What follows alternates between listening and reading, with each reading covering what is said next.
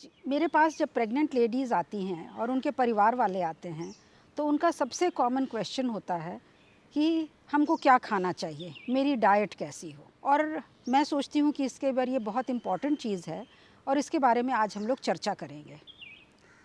Welcome, मैं doctor S N. Basu, principal director and head of the department, Max hospital, Shalimar Bagh. हम लोग इस कॉमन क्वेश्चन को आज आपके सामने एड्रेस करने की कोशिश करें, जिससे कि आपकी जो दुविधाएं हैं उनको दूर करने की कोशिश करेंगे। सबसे पहले तो मैं पहले भी अपने एपिसोड्स में बोल चुकी हूँ कि ये दिमाग से निकाल देना चाहिए कि हमको 2 व्यक्तियों के लिए खाना है, क्योंकि मैं प्रेग्नेंट हूँ। बेबी तो जो आप शुरू में इतना छोटा होता है कि उसके लिए जो आपने पहले खाया हो वही काफ़ी है।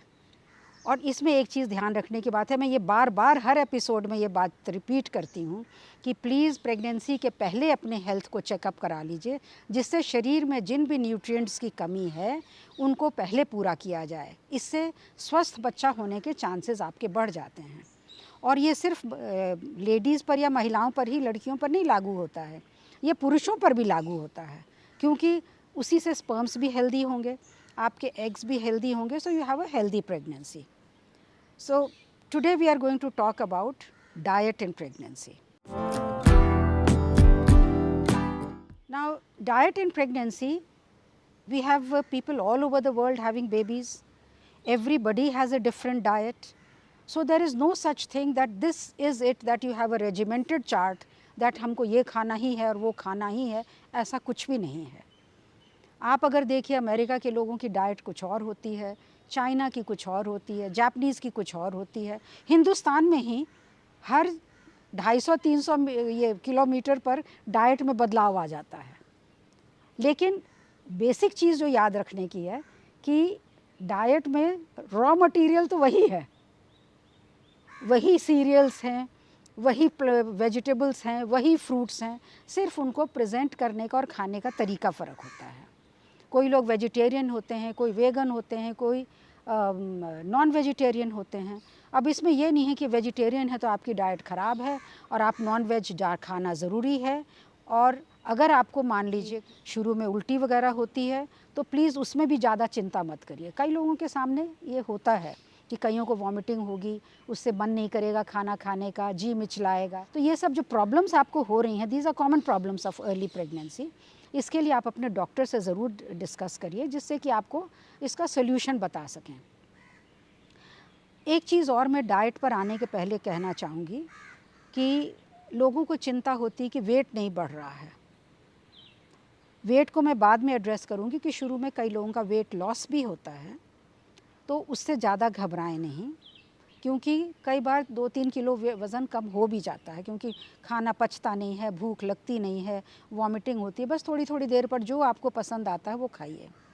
तो मैं आज बात करूँगी डाइट पर, जिससे कि आपके बहुत सारी दुविधाएं दूर हो जाएं, और फिर उसके बाद में कुछ मिथ्स जो आप लोग अक्सर प्रेजेंट करते हैं उनके बारे में भी मैं उनको भी एड्रेस करूँगी। सबसे पहले, सही डाइट होने के लिए कुछ बेसिक चीज़ें आपको याद रखनी होगी।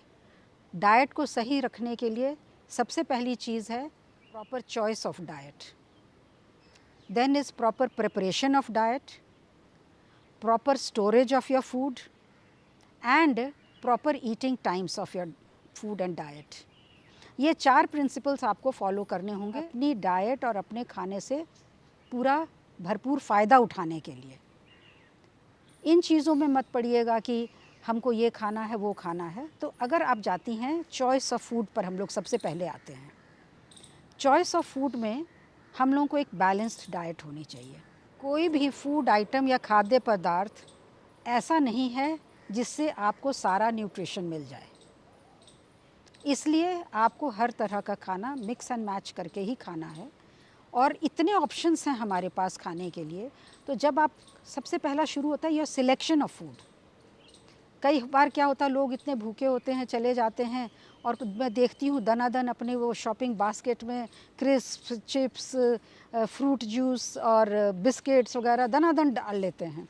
उस समय ज़रूर वो बड़ी भूख लगी होगी, तभी ये जल्दी जल्दी उनको लगता है ये ले लिया जाए। नहीं, आपको ये देखना है कि आपकी डाइट में प्रोटीन होना चाहिए, आपकी डाइट में विटामिन्स वगैरह होने चाहिए, आपकी डाइट में थोड़ी चर्बी भी होनी चाहिए।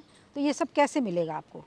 आपको सीरियल्स चुनने होंगे सही ढंग के, आपको अपने फ्रूट्स एंड वेजिटेबल्स उसी तरह से चुनने होंगे, कौन सा तेल इस्तेमाल करती हैं वो भी उतना ही इम्पॉर्टेंट है, और चौथी चीज़ है कि फ़ैटी चीज़ें आप कौन कौन सी ले रही हैं उस पर। अब हम लोग बात करते हैं सीरियल की। सीरियल में आपको जो पसंद है आप सीरियल ले सकती हैं। आपको गेहूँ, बाजरा, ज्वार वगैरह, इन सब को हम कहेंगे कि इनको अपने स्थान में जगह देना ज़रूरी है, इसलिए कि ये जो है ना आपका ब्लड शुगर उतना नहीं बढ़ाते हैं। They are full of fibre, और कई कई ऐसे न्यूट्रिएंट्स उसमें हैं जो हमको ऑर्डिनरी गेहूं में नहीं मिलते हैं। तो सिलेक्शन में आपको सीरियल्स के ऊपर ध्यान देना। अब सीरियल्स में हमारे इंडिया में दालें इतनी प्रकार की हैं और they are full of nutrients. पर एक चीज़ मैं दालों के बारे में भी कह दूं, मैं अक्सर पूछती हूँ लेडीज़ से कि आप दाल कब खाती हैं और कितनी खाती हैं, तो हफ्ते में 1-2 बार खा लेते हैं, हम कभी खा लेते हैं, दाल मेरे को अच्छी नहीं लगती है, इस तरह के सवाल। तो अगर आपने तो एक बहुत बड़ा इम्पॉर्टेंट सोर्स ऑफ प्रोटीन ही आपने डाइट से निकाल दिया। और हमारे यहाँ अगर आप देखिएगा, ट्रेडिशनल आयुर्वेद में बोला जाता था, या जिसको हमारे रिलीजन में डाल दिया गया कि आपको सोमवार को ये दाल खानी है, मंगलवार को मसूर खानी है, बुधवार को मूंग की खाइए, बृहस्पतिवार को चने की खाइए, इस तरह के सारे, शनिवार को उड़द की दाल चाहिए, किसी दिन मिली जुली दाल खाइए। ये क्यों बनाया गया था? इसके पीछे एक बहुत साइंटिफिक सोच थी, क्योंकि किसी भी एक दाल में सारा न्यूट्रिशन नहीं है, किसी में कुछ है तो किसी में कुछ है। तो जब आप इस तरह से बैलेंस कर करके लेती हैं डाइट को, तो क्या होता है कि आपकी डाइट ऑटोमेटिकली बैलेंस हो गई। अब उसको किस रूप में खाना चाहिए ये भी आपके ऊपर निर्भर करता है। अगर आप उसको बॉईल करके खाती हैं, तड़का दे देती हैं, दैट इज़ गुड इनफ। अगर आप उसको भिगो कर करके, पीस कर करके किसी चीज़ में रैप वो बना लेती हैं, या उसके भरे हुए सब्ज़ी, पराठे वगैरह या रोटी बना लेती हैं, वो भी ठीक है, क्योंकि उसमें आपको न्यूट्रिशन भी मिलता है। और एक सीरियल जो ज़रूर है जिसके ऊपर मैं थोड़ा ज़्यादा स्ट्रेस करती हूँ, एक तो है कि आपको ये जिसको पहले लोगों ने पता नहीं क्यों बोलना शुरू कर दिया, मोटा अनाज, जिससे कि it gives you that impression कि it is not meant for us and it's not a good thing. No, it is a very very healthy thing. And सबसे बड़ी बात तो ये है कि उसको बिना उतना पानी भी नहीं चाहिए होता ग्रो करने के लिए, सो it is also environment friendly, क्योंकि उसकी पानी की रिक्वायरमेंट कम है। तो पानी यूटिलाइजेशन, पानी कंजर्वेशन में भी हम लोग बात करते हैं। सो आई थिंक ये भी हम लोगों को ध्यान में रखना चाहिए, but it is also good for you. The second thing is काला चना, काला या चना। चना जो है उससे वर्सेटाइल कोई सीरियल नहीं है। क्यों? क्योंकि आप वैसे ही चने को भिगो करके उसकी सब्ज़ी बना सकते हैं, और जो अक्सर पूजा वगैरह में कंजकों वगैरह को जो खिलाई जाती है चैन कंज की, उसका आप सूप बना सकते हैं, उसके आप स्प्राउट्स बना सकते हैं। और स्प्राउट्स बनाने से क्या होता है, जब वो अंकुरता है तो बी कॉम्प्लेक्स भी एक्स्ट्रा प्रोड्यूस करता है, तो इसलिए स्प्राउट्स आर ऑल्सो हेल्दी।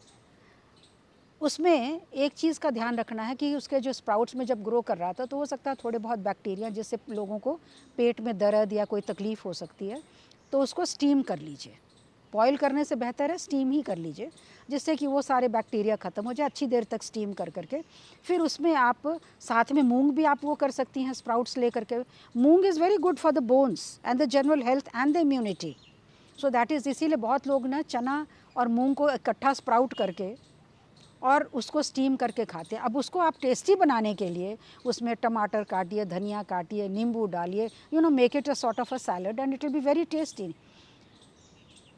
चने के बारे में मैं बात कर रही थी, तो चना देखिए, आपने सब्ज़ी खा ली, आपने स्प्राउट्स खा लिया, आपने सैलड उसका बना लिया। चने की दाल भी होती है, उसका एक अलग इम्पॉर्टेंस है।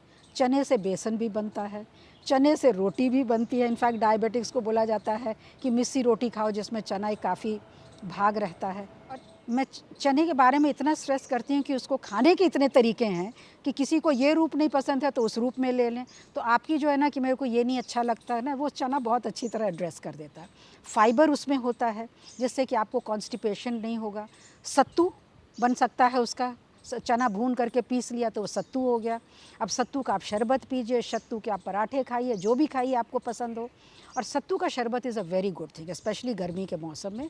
उसको आप मीठा बना सकती हैं या आप उसको नमकीन भी बना करके, जैसे आपकी जीरा भी डाल दिया, ये भी डाल कर करके, so it will give you good nutrition. इसमें मैं एक छोटी सी चीज़ जोड़ना चाहूँगी जो मैंने सुना है, उसके बारे में मेरे पास वो नहीं, ऑथेंटिक प्रूफ नहीं है, कि औरंगज़ेब ने जब शाहजहाँ को कैद किया था तो उससे पूछा था तुमको खाने में एक ही अनाज मिलेगा, तो वो कौन सा अनाज, चुन लो एक अनाज। तो उसने चना चुना था।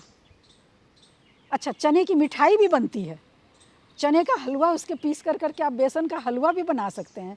तो चाहे नमकीन हो चाहे रॉ हो, और हरा चना तो full of nutrients, it can be use. तो आप देखिए इसकी इतनी वैरायटी है, नमकीन से लेकर सब्ज़ी से ले कर करके सैलड से ले करके और मिठाइयों तक इसकी पहुंच कितनी दूर है, विस्तृत है। ऐसे करने को मूंग भी इज़ वेरी इम्पॉर्टेंट, है ना। और इसी तरह और भी दालों को आप ना मॉडिफाई कर सकती हैं।